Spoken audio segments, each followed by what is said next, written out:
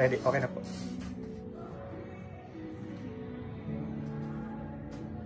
Happy 36th anniversary Ode of Church.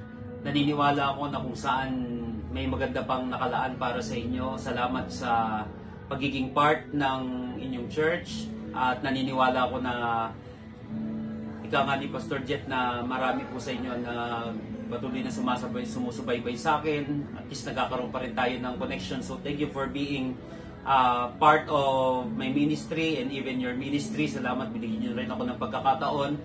So always remember, kasi sinabi ng Panginoon in Matthew chapter 16 verse 18, sa panahon na dumadaan kayo sa pagsubok, sa panahon na may problema ang ministry, always remember this. Sabi ng Panginoong Kristo, who is the owner of the church, sinabi niya that upon this rock I will build my church and the gates of hell shall not prevail against it.